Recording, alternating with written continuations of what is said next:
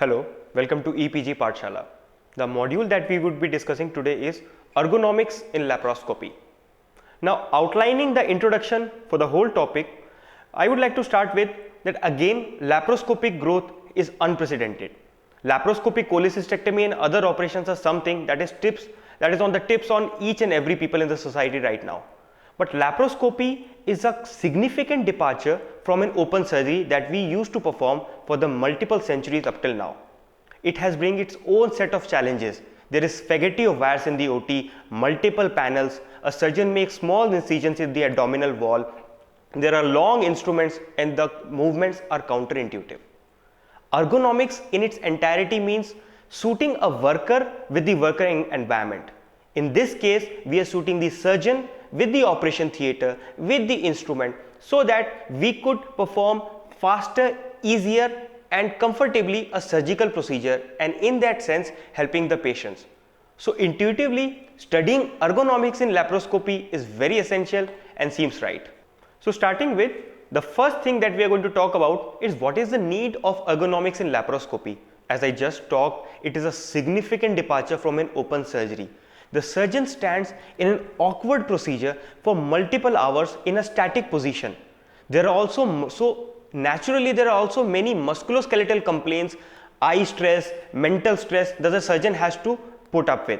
He stands in an awkward procedure like this, in which the hands are abducted, and this is also known as chicken scapula, and the surgeon develops many of the times a laparoscopic soldier standing in this position. Also, in open surgeries, we used to use our hands.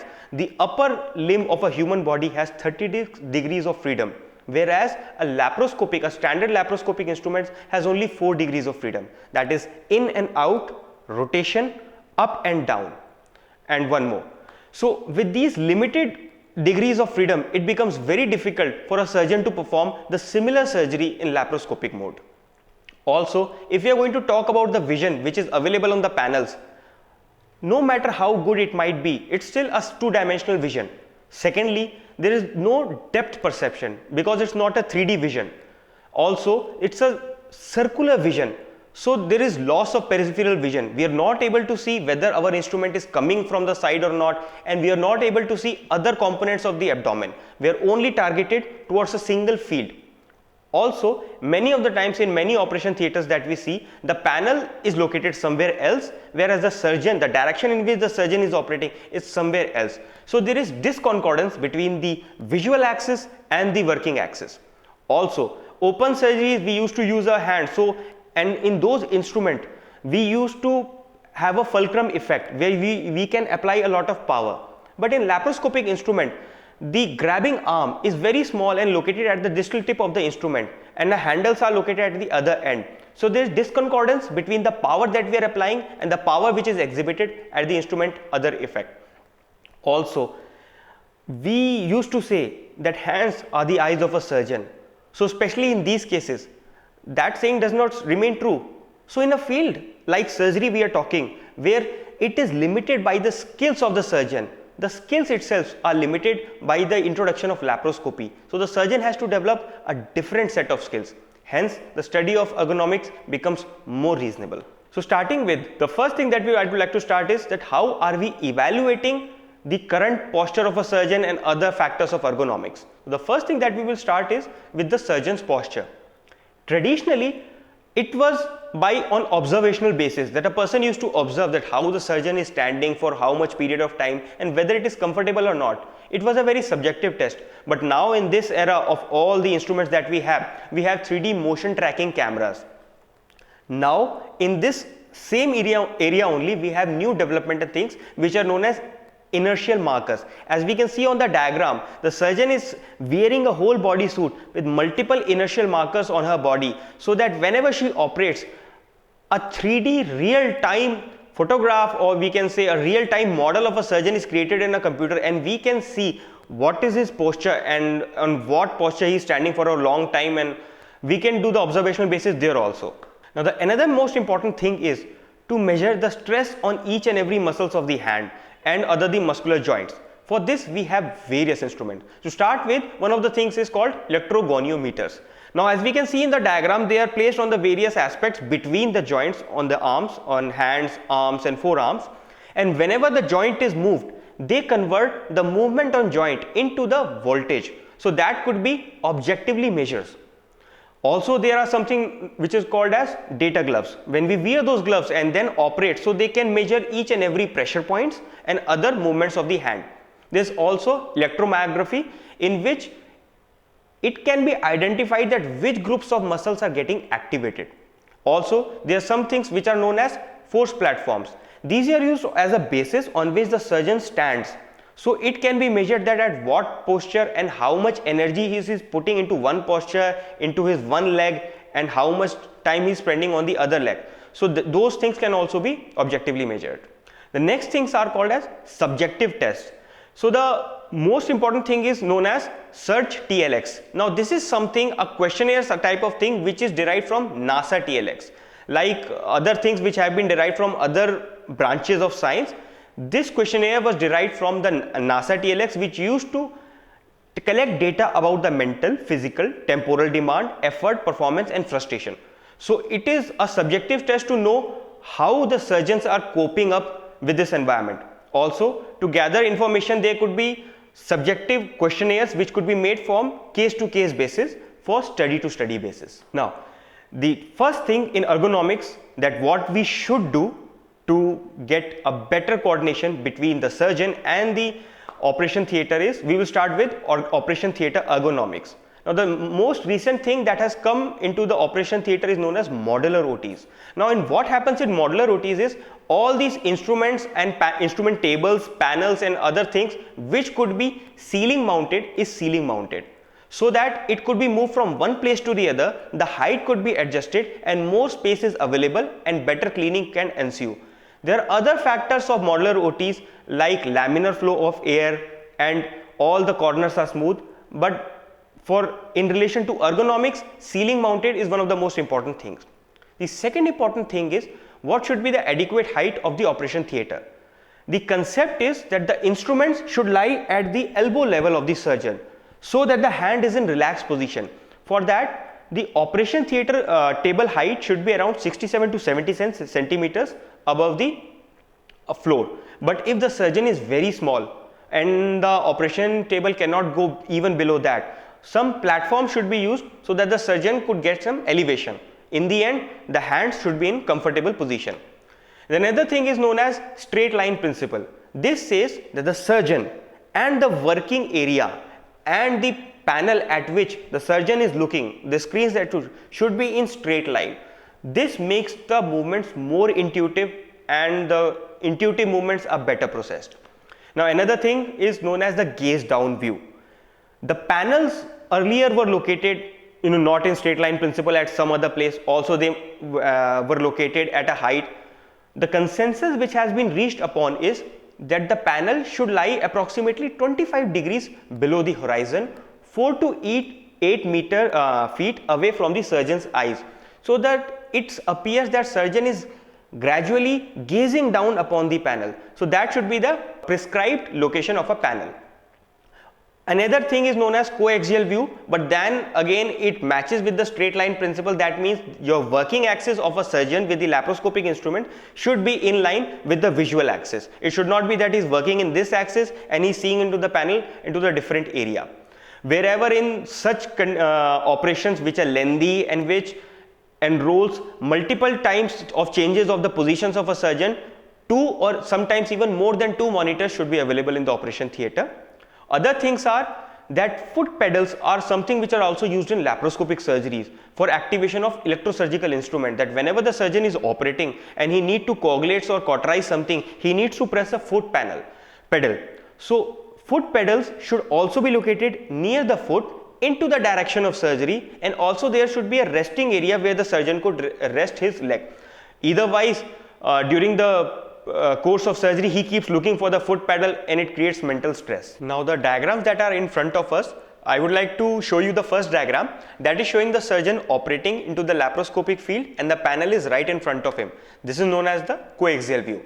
The second diagram that you can see is of a modular OT, where you can see most of the panels and the C-arms, they are mounted from the ceiling so that they could be moved from a place to place, height could be adjusted, and the floor is all empty so that movement of instrument and trays could also take place there. The next thing that is very important and that needs to be talked about is the posture of the surgeon and his position.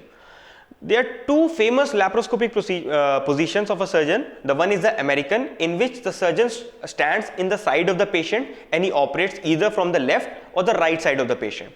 The second is called the European system, in which the legs of the patients are opened and the surgeon stands in between him.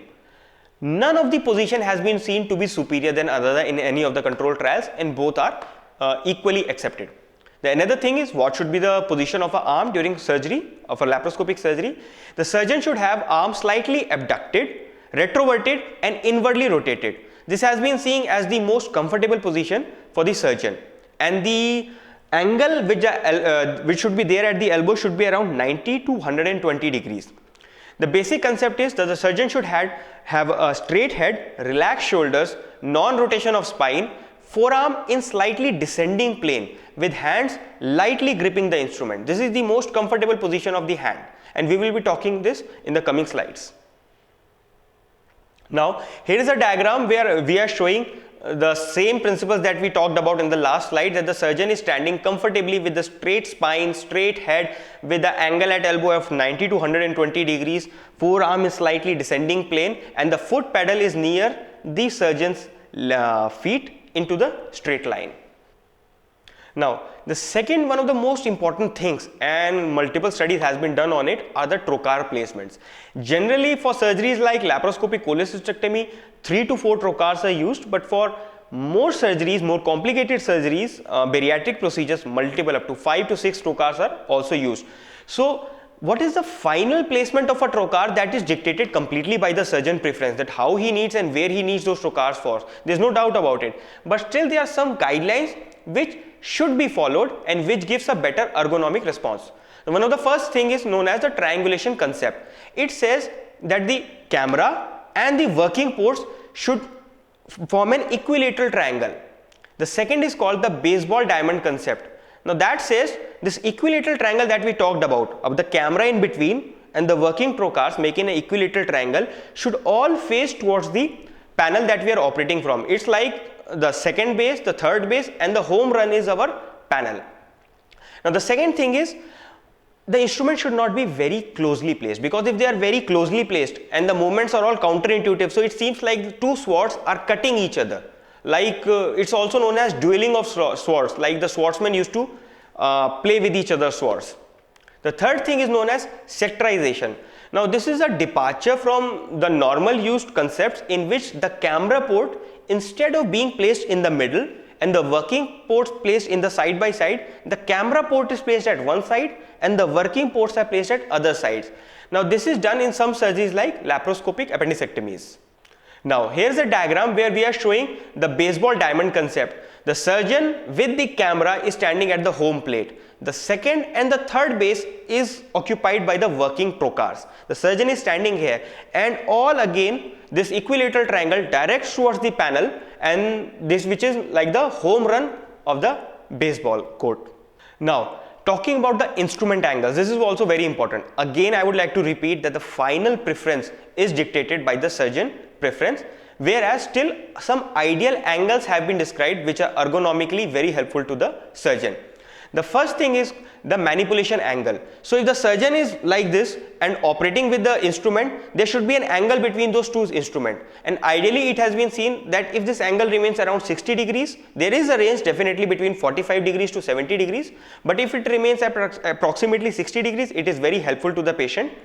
And again, when the camera is placed, it should be such that the camera is bisecting the angle between the two working trocars. So the surgeon has two hands, there are two working trocars, and the camera port which is held by the assistant should ideally bisect this angle. So this should be 30 to 30 degrees. And then another thing is called the elevation angle. So whenever surgeon is operating, the angle which the instrument makes with the horizontal axis, this is known as elevation angle. This is not an independent angle rather than it depends upon the manipulation angle. If the manipulation angle is 60 degree, the elevation angle should also be around 60 degrees. But if surgery is such that a surgeon needs to put minor manipulation angles, he needs to operate at 30 degree, the elevation angle should also be 30 degrees. Now, here is another concept which is explained with the help of diaphragm. This is known as fulcrum effect. So, ideally, around half part of the instrument should stay in the abdominal cavity and half part should stay outside the abdominal cavity, so that when a surgeon moves the outer part of the instrument, for example, for X number of distance, the end of the instrument should also move for a X number of instrument. This should be there in 1:1 ratio, the fulcrum effect. Now, the other factors are known as instrument factors. Now, for instruments, let us start with the cameras. Better quality and high definition cameras, they have come, and we have now 3D vision and all that. They cannot completely eliminate the problem of depth perception, but yes, they have compensated for it. Now, also, as we see, the camera angles of our mobile viewing devices and other things have changed. Similarly, the viewing ratio in the panels that we used to have in our laparoscopic suits have also changed. From the ratio of 4:3, the squarish ratio, we have adapted the ratio of 16:9. So what it helps is, it's more physiological, and also there is some amount of peripheral vision in that panel, so that we can see how the instruments are coming and we can see whatever is happening around the surgical site. Also, it was debated and a consensus has been reached that what should be the magnification of the camera. So it has been consensus upon that it should be around 10 to 15 times magnified, the view that we are seeing on the panel, and the panel should be at a distance of 4 to 8 feet from the surgeon's eyes. The next thing is very important, that is how the instrument is made so that it is more easier for the surgeon. And the most important part of the instrument that plays the most important factor in ergonomics is the handle of the instrument. A concept called Mattern Valor handles have come upon, and we can see that the doors that we are having smooth wave-like handles. These handles are made so much so that they fit into our hands very comfortably. This is the relaxed position of our hand, and we should be able to hold these handles in our relaxed position. The same concept has come in ergonomics handles of these laparoscopic instruments. We can see into the second part of the diagram that various handles are there. Some is known as shank handle, pistol handle, axial handle and rod handle. Out of all these, the pistol handle is based upon this Mattern Valor concept, and it feels as if the laparoscopic instrument is an extension of the forearm of the surgeon. It's more ergonomic. Now, we should also talk about what the newer techniques have come upon. The most important technique that has come upon is called as LESS. This is laparoscopic single site surgery. It is also known as SILS, single incision laparoscopic surgery. So the whole concept is, rather than placing multiple small skin incisions, we can place a little bigger single incision, and through that a gel single port is placed. In that port only, there are 3 to 4 spaces where we can put multiple instruments. It feels very good for the patient because there is only a single incision, but the problem is all the instruments are entering the abdominal cavity through a single port. So what the problem is, not only the movements are counterintuitive. Counterintuitive means that we are moving our hand this side, the laparoscopic instrument is moving that side. That was the concept in most of the laparoscopic surgeries, but in these surgeries the movements are counterintuitive. That means that we are moving hand this side, the laparoscopic instrument is moving hand this side, and we need to dissect the other side.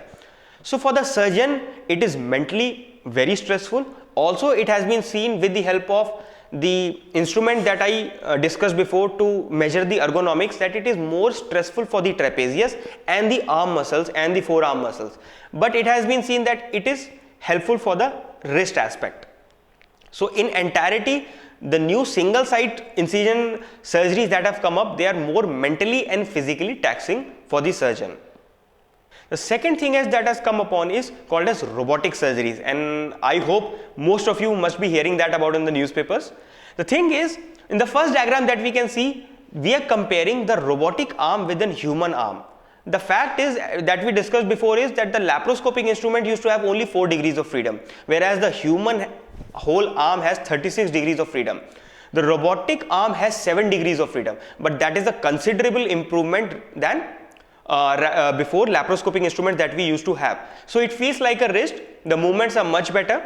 The second important fact that I have shown into the second image is that the surgeon is seated comfortably into the panel.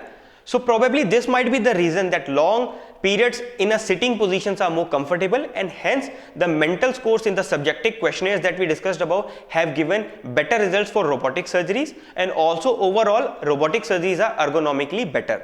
So summarizing all the content that we have discussed up till now, I would like to summarize the whole topic in 5 main points. The first is that laparoscopy is a significant departure from open surgeries with all its panels and different way of operating. The second is that optimal ergonomics allows and prevents both the physical and mental wear and tear of the surgeon, allowing optimal performance of the surgery and helping the patient.